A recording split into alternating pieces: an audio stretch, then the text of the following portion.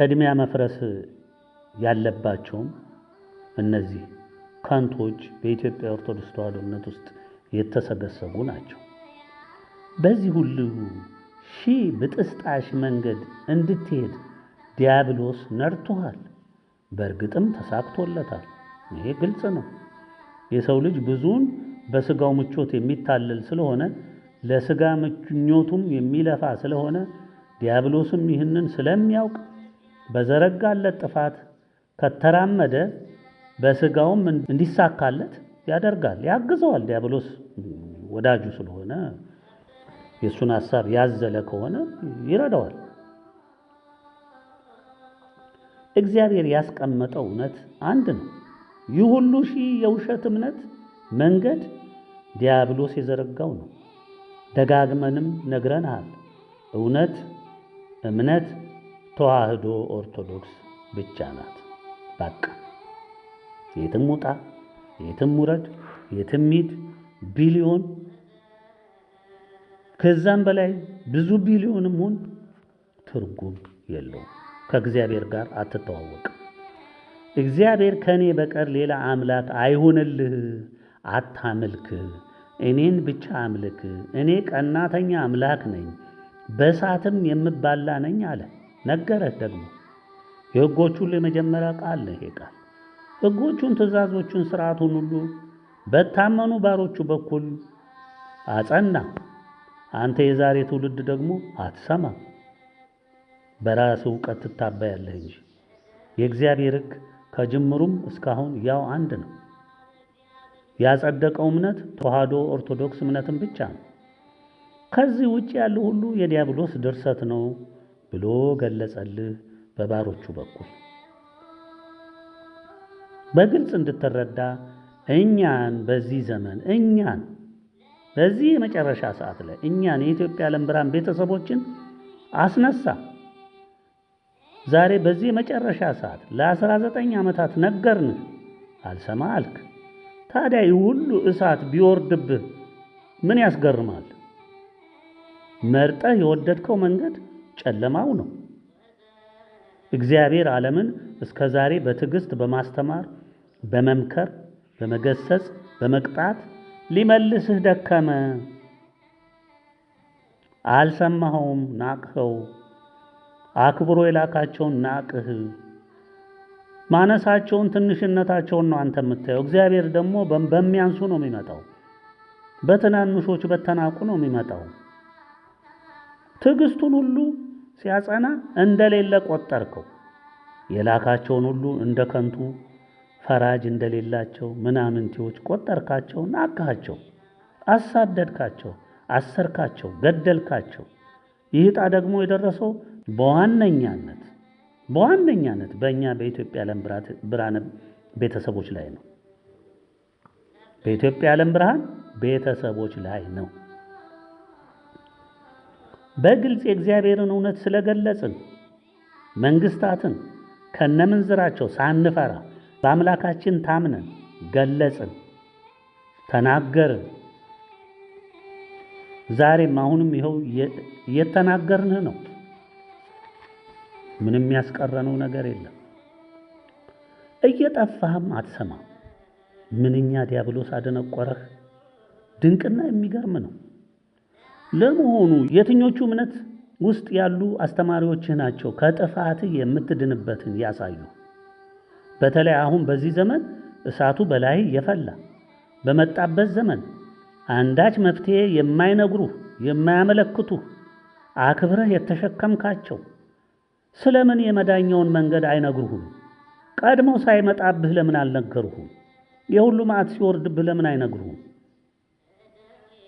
ራሳቸውም እየጠፉ ራሳቸውን ሳያድኑ አንተን ትድናለህ የሚሉ በቀቀኖችህ ጳጳሱ፣ ካህኑ፣ ሊቁ፣ መምህሩ፣ ርዕሰ ሊቃውንቱ፣ ፓስተሩ፣ ዲያቆኑ፣ ፖፑ፣ ካርዲናሉ፣ ካሊፌቱ፣ ሼኩ፣ ቡድሂስቱ፣ ሂንዱስቱ፣ ኮንፊሽየሱ፣ ሽንቶይስቱ የእምነት መሪ ነን የሚሉ ሁሉ ለምን መዳኛህን አይነግሩህም? ዘረኞች ለምን መንገዱን አያሳዩህም? ለምን ለአንተ ሰላምን አያወርዱልህም? ከእግዚአብሔር ለምን አያስታርቁህም? እውነተኛ የእምነት ሰዎች ከሆኑ ለምን አያገናኙም? ከእግዚአብሔር የተወሰነውን እውነት አምጥተው ለምን አይነግሩም? በዚህ ዘመን እግዚአብሔር ምን ያስባል? በዚህ ዘመን እግዚአብሔር ለሕዝቦቹ ምን ወስኗል? በዚህ ዘመን እግዚአብሔር ከሕዝቦቹ ጋር ያለው ግንኙነት ምን ይመስላል? ተከፍቷል? ተደስቷል? አዝኗል? ተቆጥቷል? ነገሩህ? አይነግሩህም። ዛሬ እንግዲህ አትዋሽ፣ አታስተባብለው። እኛ 19 ዓመታት የለፈለፍነው እውነት እግዚአብሔር ምን ይላል? ፍርዱ ምንድነው? በምን ቅር አለው? በምን አዘነ? በምን ተከፋ? በምን ተቆጣ? የሰው ልጅ ምን እየሰራ ነው በፊቱ? እሱ ምን ወስኗል? የመጣው ጥፋት ምንድነው? ፍርዱስ ምንድነው? ገለጽንልህ በዝርዝር። አንድ የተውነው ነገር የለም። አልሰማህም። የዛሬ 19 ዓመት ጀምሮ ስንጮህ አንተ ሃኒሙን የሚሉት በነጮች የጫጉላ ሽርሽር ላይ ነበር። በኑሮ አልተከፋ፣ ያው ዞሮ ዞሮ ተደስተ ዘለ ትኖር ነበር። ዛሬ ግን ጥፋቱ ፍርዱ ነፍስ ዘርቶ እንዳልሰማ ባይነትህ ሊያጠፋህ እነሆ ደጅህ ደርሶ ምልክቶችን እንደነገርንህ እያሳየህ ነው። እኛ መንገዱን የምትድንበትን ነገርንህ፣ የምትሰማቸው ደግሞ አይነግሩህም። ታዲያ ካንተ በላይ የደነቆረ ማን ነው? ማን አለ? የሚታይ የሚዳሰስ እውነትን ከመቀበል ይልቅ እየጠፋህበት ባለው ውሸት ታምነህ ወደ ሞት እየወሰዱህ እያየኸው ለምን አትሰማም? የግድኛ ጠመንጃ፣ ታንክ፣ ጀት፣ ምላስ፣ ጥበብ፣ ይሄ የዓለም ቅራቅንቦ ክብር ወይም ደግሞ ዓለም እንደሚመጻደቅበት አሁን ዲግሪ ይዣለሁ፣ ሊቅ ነኝ፣ ጠበብት ነኝ፣ የአራት ወንበር ምመራ ነኝ፣ ስንት እውቀት የጨበጥኩ ነኝ። በቃ ጠዋት ማታ የነሱን ክብር ይደሰኩሩልሃል፣ ትሰማለህ። ብፁዕ አባታችን፣ ሊቁ አባታችን፣ ቅዱሱ አባታችን እርስ በርሳችሁ እየተሞካከሸ እየተከባበረ የከበሬታ ስፍራ። አዎ አባታችን መጡ፣ አባታችን በዚህ ሄዱ። ለእግዚአብሔር ለምን እንዲህ አትሽቆጠቆጥም? ለፈጠረ አምላክ ለምን እንዲህ አትሆንም? ለምን ለእናት ለድንግል ጠዋት ማታ እንባዋን እያፈሰሰች ለምትማልድልህ ለምን እንደዛ አትሆንም? ለተሰባሪው ሰው ያውም እግዚአብሔርን እየበደለ ሕዝብን እያጠፋ ላለ ሰው፣ ለነጋዴ፣ ለዘራፊ፣ ላስመሳይ፣ እውነቱን በውሸት ለለወጠ፣ በጉቦ ለተሾመ፣ በሃይማኖት በቤተ ክርስቲያናችን ሰው ሁሉን ጥሎ መንኩሻለሁ ብለ አይደለም እንደዛ ላይ ተሾመ ቁጭ ያሉት። ስጋችንን ገለናል፣ እኛ ለዓለም በቃ ሞተናል። እኛ አሁን የምንኖረው ለሕዝቡ ነው።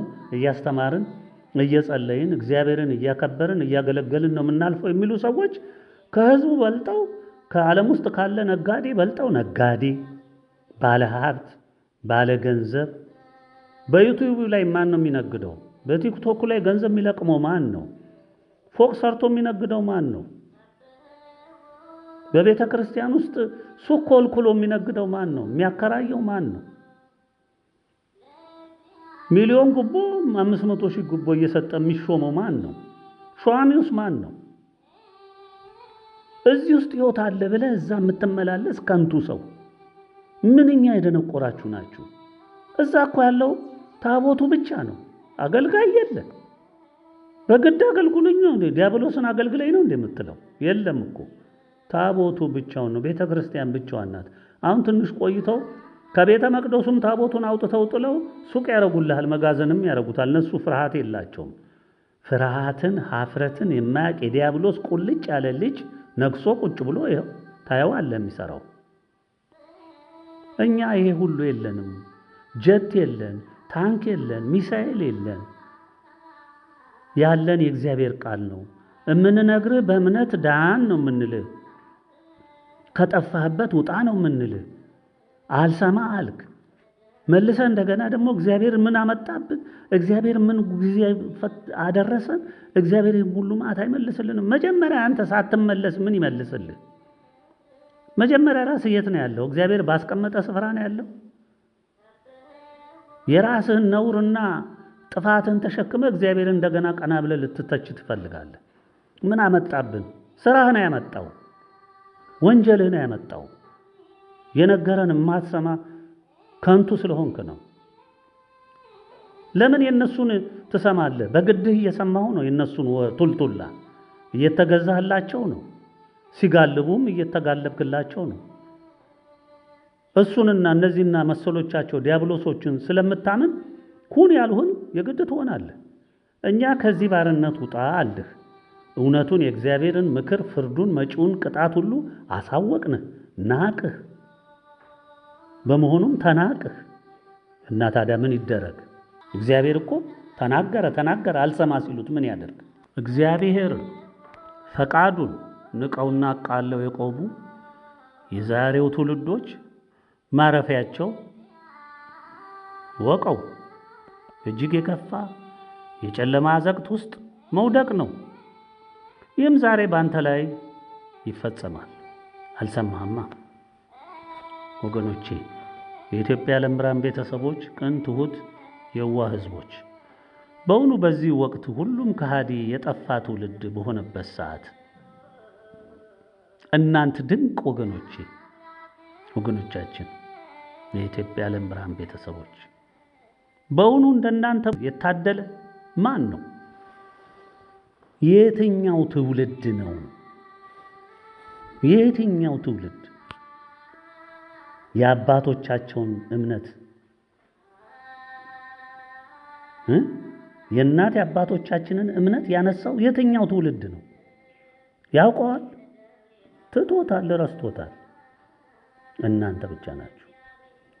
ዓለምም መላ የአዳም ዘርም በደነቆረበት የአምላክን ድምፅ ሊሰማ ቀርቶ ሊያስበው ባልወደደበት ዘመን እናንተ ሰምታችሁ በተናቁ ሰዎች ነው የመጣው ሳትሉ አድምጣችሁ አምናችሁ በመጽናታችሁ ለእኛ ለሥላሴ ባሪያዎች በዕድሜያችን በሙሉ ከምንደነቅበት ከምንገረምበት የአምላካችን ሥራ የእናታችንም ሥራ ይህ ዋናውና ዋነኛው አስገራሚው ነው። ከናንተስ በላይ ማን ሊወደድ ይገባዋል? ወደ ኋላ ሄደን ስናስበው መልእክቱን አድርሰን እግዚአብሔር በፈቀደው ሰዓት ምክንያታችንን እንኳን በሚገባ ሳንገልጽ ኑ የእግዚአብሔር ቤተሰብ ሁኑ፣ ተመዝገቡ፣ መታወቂያም ውሰዱ ብለን ስናውጅ መልእክቱን የሰሙ ከልባቸው ያመኑበት ብዙዎች ተመዘገቡ። በተለይ የመጀመሪያው ተመዝጋቢዎች የሚገርሙን ነበር። ሁለተኛ ተመዝጋቢዎችም እንዲሁ ትንሽ ቢዘገዩና ጥርጥር ቢጎትታቸውም እነሱም ተመዘገቡ። ከዚህ በኋላ ለምን እንደመዘገብን ምክንያታችንን በግልጽ አሳወቅን። ከዚህ በኋላም በተከታታይ በእምነት እንዲመዘገቡ ሆነ።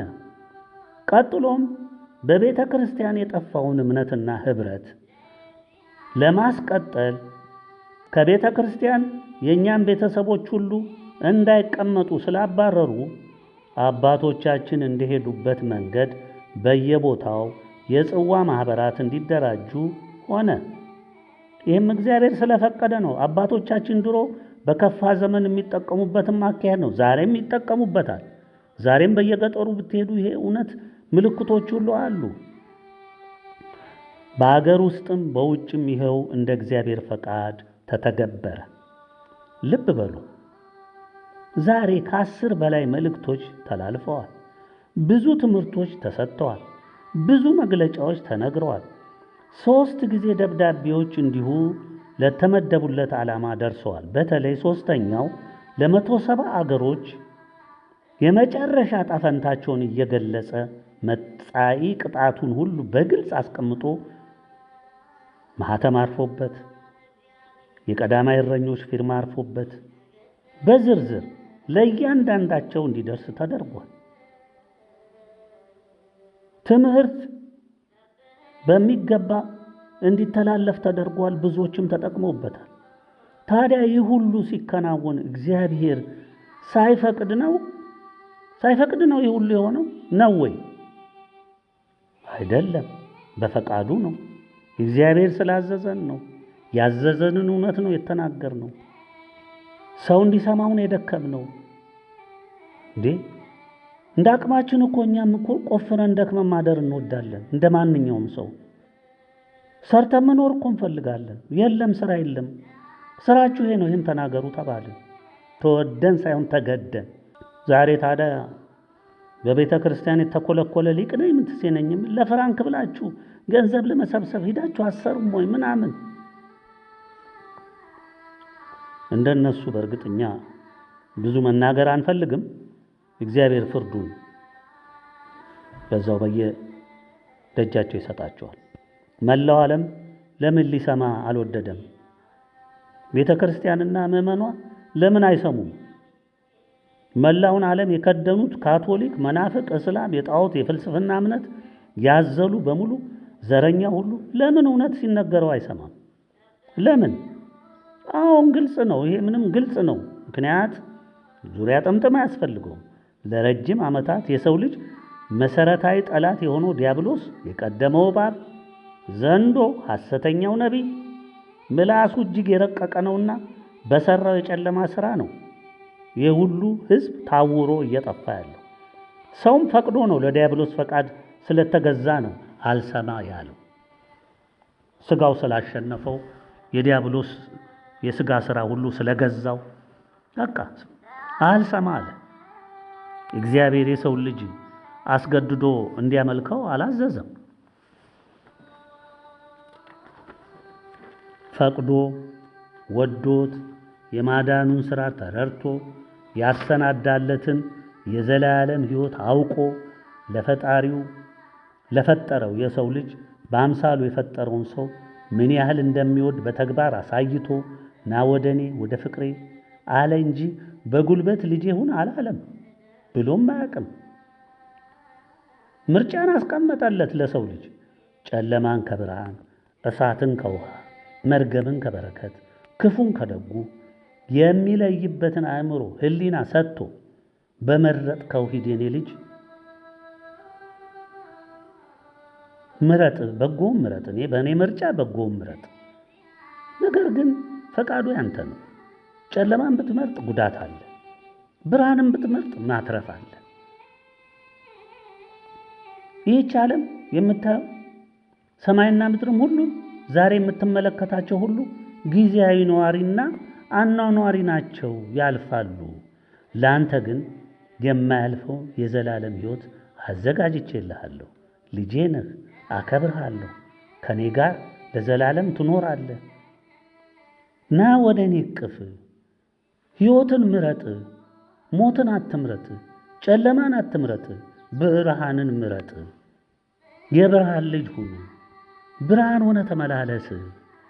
በዚህ ዓለም ግን እንግዳ ነህ፣ አትታለል። እንግዳ ነህ፣ ዘላለም ነዋሪ አይደለም። የምትኖረውም የተወሰነን ዕድሜ ነው። እንደ እምነትህ በእኔ እንደ መታመንህ፣ ትእዛዜን እንደ መስማትህ፣ እንደ መፈጸምህ መዝኜ ፍርድን ስለምሰጥ የኔን ምክር ከሰማ እኔን ፈቃዴን ትእዛዜን ምረጥ።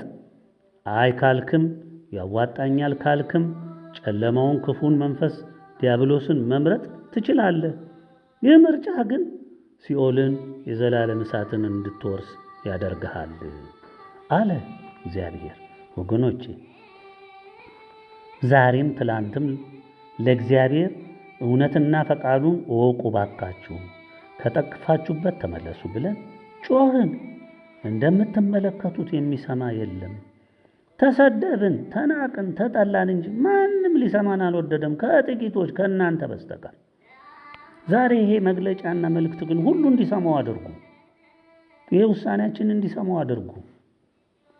ምናልባት ትንሽ ነው፣ ሊቋረጥ ይችላል።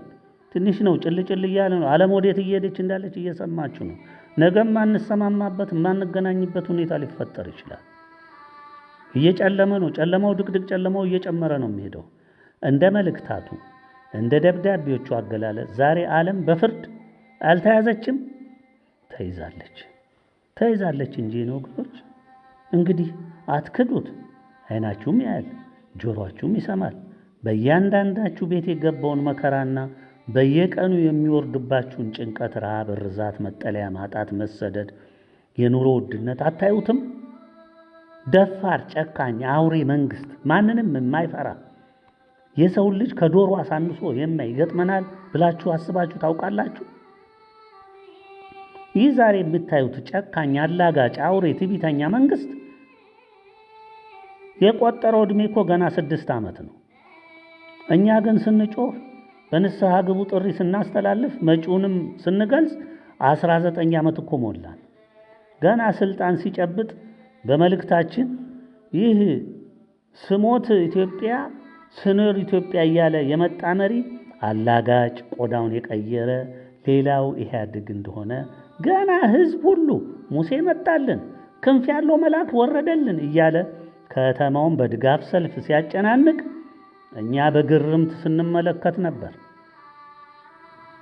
ክፉ፣ የከፋ፣ ጨካኝ፣ አላጋጭ ነው፣ አትስሙ አለን። ተሳቀብን፣ ተሳለቁብን። ዋነኞቹ ደግሞ ቤተ ክህነቶች ነበሩ። ወገኖች፣ የኢትዮጵያ ዓለም ብርሃን ቤተሰቦች፣ ቅን፣ ትሁት፣ የዋህ ህዝቦች፣ ዛሬ የምትመለከቱት እውነት ምን እየነገራችሁ ነው? ምንስ እያስተዋላችሁ ነው? ትላንት ስንናገረው የነበረው ዛሬ ነፍስና ስጋ ዘርቶ የእሳት ወንፊቱ እያበጠረ ታያላችሁ። ከአንደኛ ደረጃ ወደ ሁለተኛ ደረጃ እያለ ከ7 እጥፍ ወደ 7 ጊዜ 7 እጥፍ እያለ እንደሚያድግ ተነገረ። ይህ ደግሞ የተነገረው ይህ ሁሉ የምታዩት እሳት ሳይፈስ ነበር። ማን ይስማ? ማንስ በእምነት ይረዳ? ማንስ የእግዚአብሔርን ቃል መፍራት ይደርበት? ማንም አልሰማም። ዛሬስ እንደምትሰሙት በተቻላቸው ዛሬም እኛን እየወነጀሉ በጥፋታቸው መጽናትን መርጠዋል። አሁንም አልተኙም አለቆቻችን፣ የቤተ ክህነት አለቆች። ዋነኞቹ ጠላት ደግሞ እነሱ ሆነዋል። የእኛ ስም እንደ ጸሎት ጧት ማታ የሚያነሱ የሚጥሉ። ይህ የምታዩት መንግስት በራሷ በቤተ ክርስቲያን የራሱን ሐሳብ የሚያራምዱ ሰላይና ደህንነት እንዲሆኑ አድርጓቸዋል። ሙሉ በሙሉ የዲያብሎስ አገልጋይ ሆነዋል። ቤተ ክህነት አንድ ሲኖዶስ ነው የምናውቀው እኛ ድሮ። ዛሬ የትግሬ ሲኖዶስ፣ የአማራ ሲኖዶስ፣ የኦሮሞ ሲኖዶስ፣ ትንሽ ቆይተውም የየብሔሩ ሲኖዶስ እያቋቋሙልህ በቃ አንተም ተከትለህ መሮጥ ነው። ግን ይህን ሁሉ እንዲፈጽሙ ዕድሜ የለም። አሁን መጥቶልሃል። ጳጳሱ፣ ካህኑ፣ ዲያቆኑ፣ መምህሩ፣ የደብር አለቃው፣ ዘማሪው፣ ማኅበረ ርኩሳኑ፣ የሰንበት ትምህርት ቤት ሁሉም የመንግስት ቡና አጣጭ ታዳሚ ሆነዋል። ምዕመኑን በተለያየ የፕሮፓጋንዳ ስልት፣ የማደናገሪያ ስብከት፣ የአደረጃጀት ስልት አዋቅረው ጠፍረው ለመንግስት ተብዬው አገዛዝም የማይጎረብጡ የማይለሙ የማይሰሙ ድንዙዝ አድርገዋቸዋል። ይሄ እውነት አይደለም። በዘር ተንትነው ወዲያ ሂድ ጥፋ ሲሉ ዝም። ማን ነው ይሄንን ሁሉ እንድትደነቁር ያደረገ? አዎ ዲያብሎስን ያነገሱት የኛው ጉዶች ናቸው። የቤተ ክርስቲያን አለቆች ተብዮች ኃላፊነቱን እናንተ ናችሁ የምትወስዱት።